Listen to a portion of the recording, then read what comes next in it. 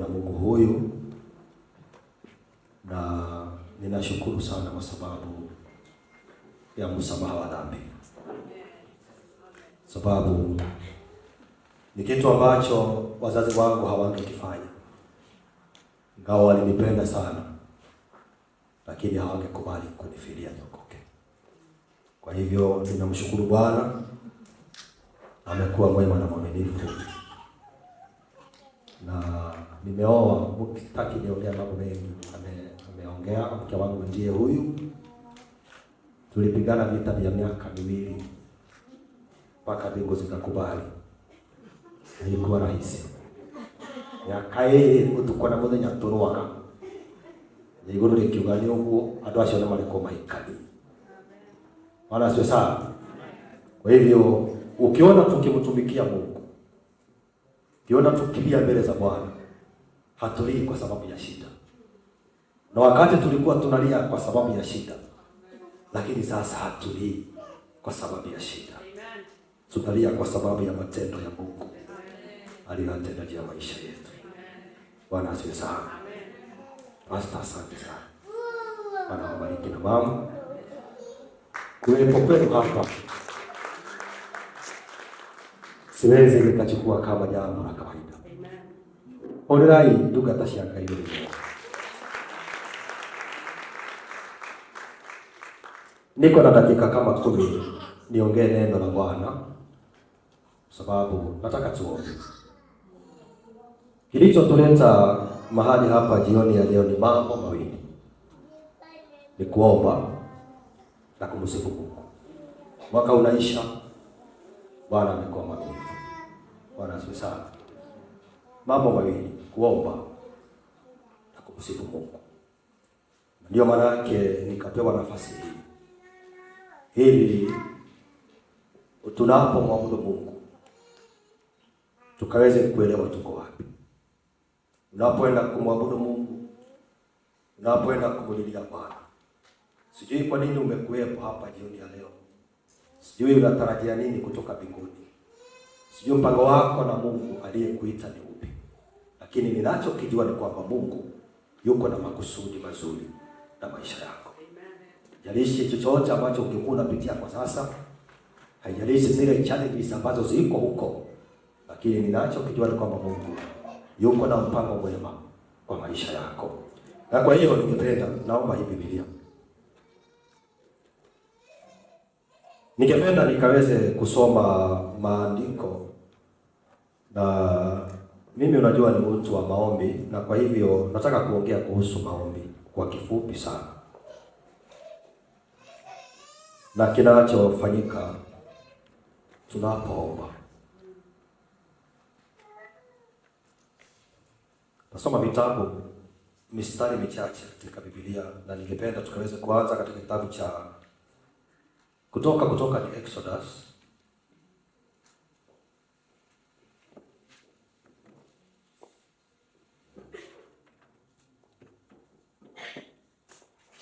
Exodus 2 mstari wa 24.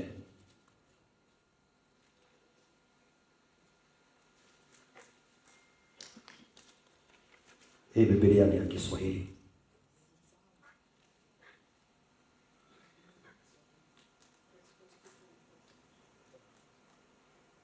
Acha nitasoma, alafu nitaruka niende hapa chini kidogo. Acha nianze 23. Exodus 2:23. Hata baada ya siku nyingi mfalme wa Misri akafa. Wana wa Israeli wakaugua kwa sababu ya utumwa. Wakalia, kilio chao kikafika juu kwa Mungu. Kwa sababu ya utumwa, Mungu akasikia kuugua kwao. Mungu akakumbuka agano lake alilofanya na Ibrahimu na Isaka na Yakobo. Mungu akawaona wana wa Israeli na Mungu akawaangalia. Chapter 3 verse 7. Bwana akasema, hakika nimeyaona mateso ya watu wangu walioko Misri, nami nimekisikia kilio chao. Kwa sababu ya wasimamizi wao, maana nayajua maumivu yao, nami nimeshuka ili niwaokoe na mikono ya Wamisri, niwapandishe kutoka nchi ile hata nchi njema, kisha pana nchi ijayo maziwa na asali, hata mahali pa Mkanani, Mhiti na Mwamori na Myebusi, Mhivi, Myebusi na Myebusi. Basi tazama, kilio cha wana wa Israeli kimenifikiria, tena nimeyaona hayo mateso ambayo Wamisri wanawatesa. Bwana asifiwe sana. Tusome Mwanzo 15.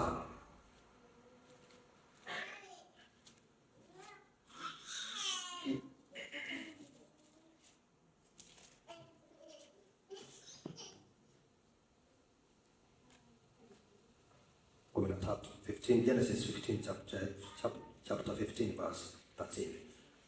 Bwana akamwambia Abrahamu, ujue hakika ya kwamba uzao wako utakuwa mgeni katika nchi isiyo yake. Watawatumikia watu wale, nao watateswa muda wa miaka 400. Hata taifa ile wakao watawatumikia nitawahukumu baadaye, watatoka na mali mengi, lakini wewe utakwenda kwa baba zako kwa amani. Nataka niongee kwa kifupi sana kuhusu wana wa Israeli. Biblia inasema kwamba wana wa Israeli walipokuwa katika nchi ya Misri,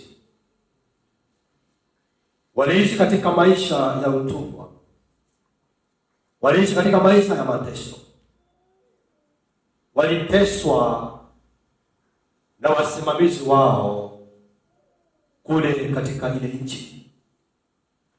Na tusisahau ya kwamba Mungu alikuwa ameongea na Abrahamu pale tuliposoma katika kitabu cha Mwanzo. Na Bwana wakati huu anapoongea na Abrahamu, Israeli bado hajazaliwa. Ibrahimu alikuwa bado hajapata mtoto. Na Bwana anamwambia ya kwamba uzao wako utatwaliwa na utapelekwa katika nchi ya ugeni. Utakaa mahali pale miaka 400.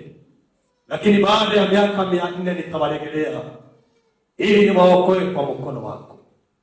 Lakini tunapoangalia Biblia tunaona ya kwamba walikaa zaidi ya miaka 400, ambayo ilikuwa ni ahadi ya Mungu. Sababu ya ahadi ya Mungu kukaa kule Misri ilikuwa ni miaka 400, lakini ikasonga ikafika miaka 430. Pendwa, watu hawa kwa sababu ya kuteseka, kwa sababu ya kubebeshwa mizigo na Wamisri kule Misri, mateso yale walioyapitia, Biblia inasema kwamba ilifika mahali wakakumbuka Mungu wa baba yao, Mungu wa Ibrahimu, Mungu wa Isaka na Mungu wa Yakobo. Na Biblia inasema kwamba walipolikumbuka lile jina la Mungu wa Ibrahimu baba yao, Mungu akiwa mbinguni akasikia. Maandiko yanasema kwamba alisikia kuugua kwao akiwa katika kiti cha enzi, alisikia kusumbuka kwa watoto wake, kilio chao kikamfikia akiwa mbinguni. Wakati huo wanalia, Mungu naye anaandaa Musa kule akimwambia, ondoka ukawaokoe watoto wangu kutoka katika nchi ya utumwa. Miaka 400. Sijui kama watu hawa walikaa katika hali ya kuzoea. Unajua, wakati mwingine huwa tunazoea shida, na tunaona ile situation ama ile hali tuko nayo inafaa ni kana kwamba tukakue nayo.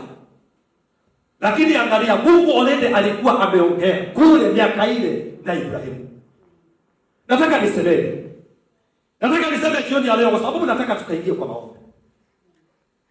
Bwana asifiwe sana. Ana alienda kwa Eli kule Shilo. Na neno linasema kwamba Eli akimwangalia Ana kwa sababu ya uchungu. Sema uchungu. Sababu ya uchungu wa kusumbuliwa, uchungu wa kusema na Penina. Akafika mahali akasema hapana. Wakati mwingine ni lazima useme hapana, ili Mungu akaweze kuingilia kati. Akaenda Shilo kumulilia Mungu. Eli kuhani akamwona midomo yake inayoyoma lakini haongei. Akamuuliza, mwanamke wewe, kwa nini umelewa mapema hivi? Akamwambia, la hasha, Bwana wangu, ni moyo wangu nilioumimina mbele za Bwana kwa sababu ya zile hali ambazo ninazozipitia. Eli akamwambia, nenda na Bwana akutendee kama moyo wako ulivyotamani. Na hivi ndivyo ninavyoomba jioni ya leo, ya kwamba tukitoka katika kikao hiki, ya kwamba Mungu atakutana na shida zetu, ya kwamba Bwana atakutana na hali zetu. Neno Bwana anatuambia jioni ya leo ya kwamba walipolia, walipomuita Mungu, walipo mioyo yao ilipoungwa mbele za Bwana, yeye akasikia kilio chao. Lakini ujue kuna neno ambalo limekuwa limenenwa juu ya maisha yao. Kwa vipi kuna neno ambalo Bwana amelinena katika maisha yako? Bwana asifiwe sana. Elija alipoenda Karmeli na akafanya yale mambo aliyofanya kule, akamwambia Ahabu, kimbia kwa sababu mvua inakuja. Biblia inasema kwamba Ahabu alirudi nyumbani kula na kunywa. Lakini mtumishi wa Mungu Elija akapanda juu ya mlima ili akaweze kumwita Bwana akatende kulingana na ile neno alilonena. Mpendwa, pengine Mungu amenena neno juu ya maisha yako. Pengine kuna neno la kinabii ambalo liliachiliwa katika maisha yako, lakini badala ya upande mlimani ulienda nyumbani kula na kunywa. Sababu tusipoomba hakuna mambo ambayo yanaendelea katika ulimwengu wa roho. Tusipoomba, tusipokaa kimya, hakuna mabadiliko utakayoona katika maisha yetu. Na kwa hiyo ni vyema tukajua kwamba maombi yanabadilisha hali ambazo tunaweza kuwa nazo. Wanaomba hawa, Mungu kule anamwandaa Musa. Wanalia huku, Mungu kule anamwandaa Musa. Wanaugua huku, Mungu kule anamwambia Musa, ondoka, wakati umefika nikawaokoe wanako. Vitu ana Jehova amenionyesha. Tusisusie, tusigomee maombi. Si rahisi, lakini tusisusie maombi. Kama tunataka kuona mabadiliko katika maisha yetu, tusisusie wapendwa maombi. Bwana asifiwe. Kitabu cha mwisho tafadhali nimalize. Nataka nisome kitabu cha Isaia ya 43.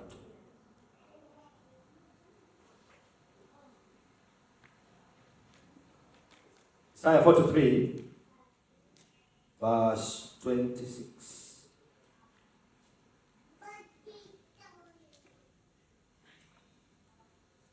Ile inasema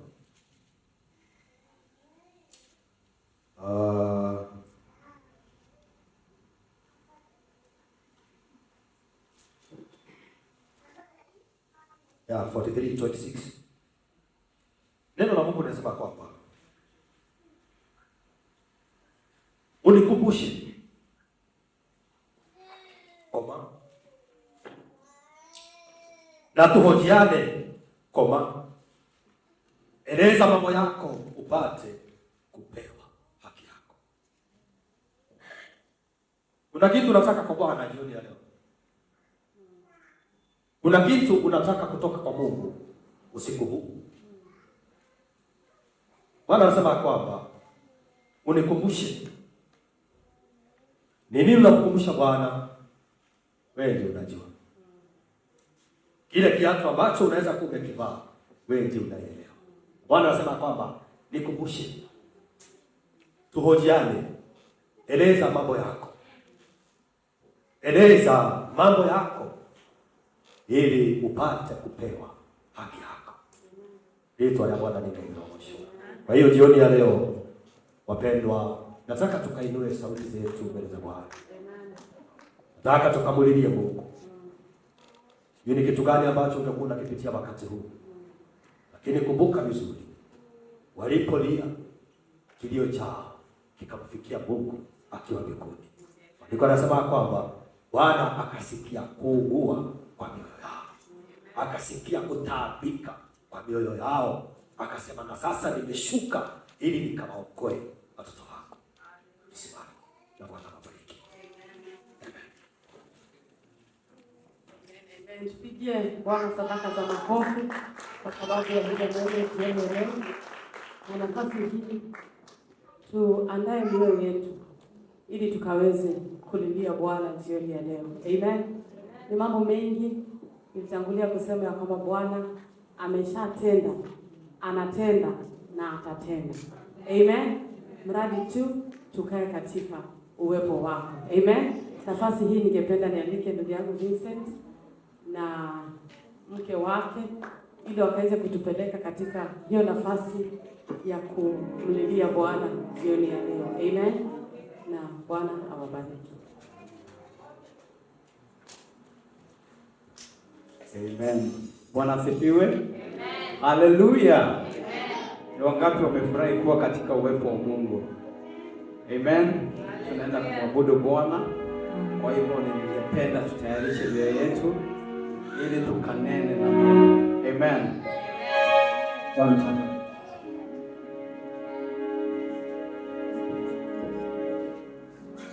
Haleluya. Fungua kinywa chako uanze kumwabudu Bwana. Tunakuabudu Jehova.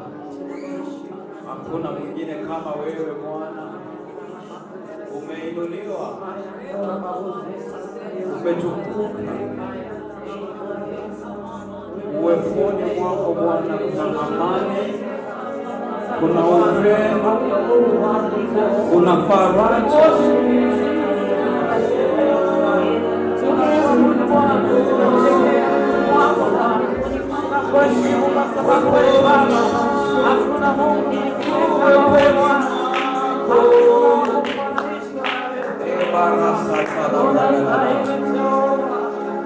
Kuna amani, kuna upendo.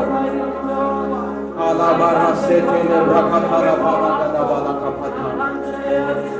Lebrasata labragatelia karanda. Inua kinywa chako.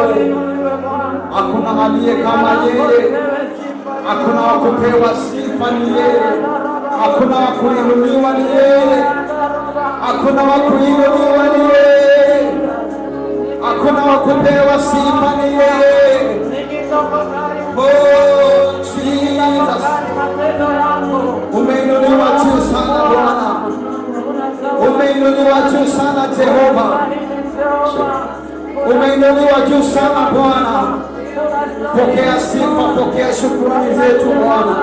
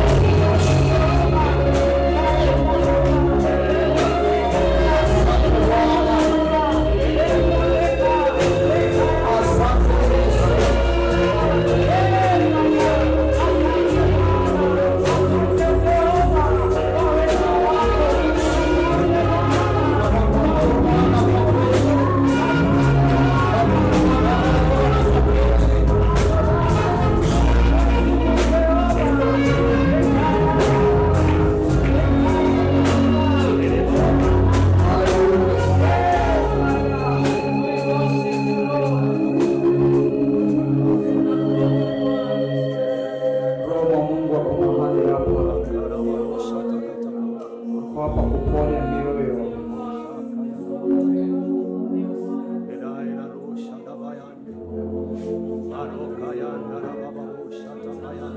Fungua tu kinywa chako. Fungua moyo wako.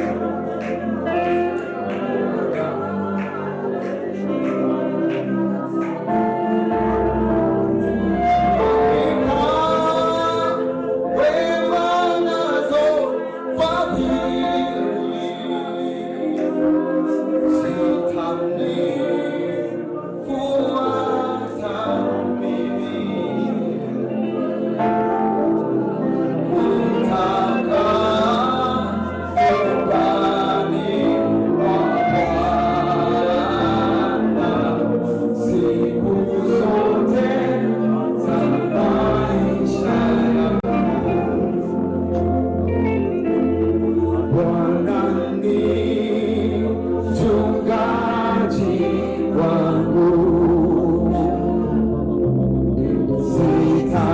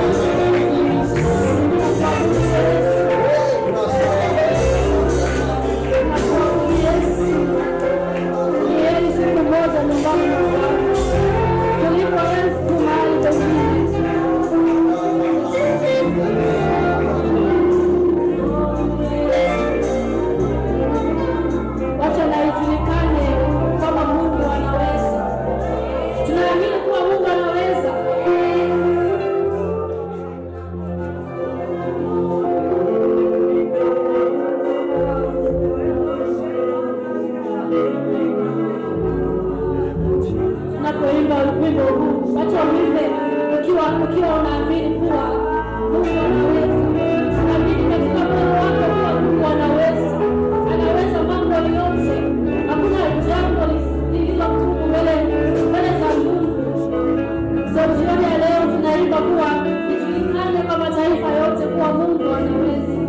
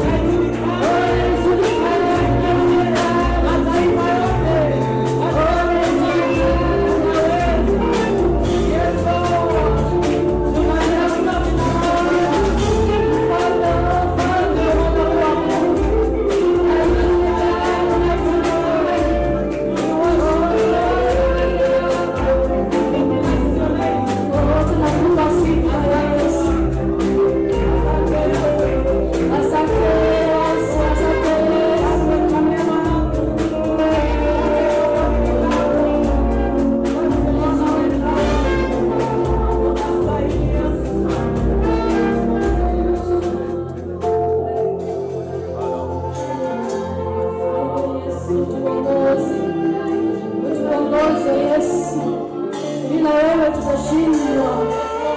Utuongoze, bila wewe tutashindwa Jehova. Utuongoze maana peke yangu siwezi Jehova. Utuongoze maana Mungu bila wewe hatuwezi.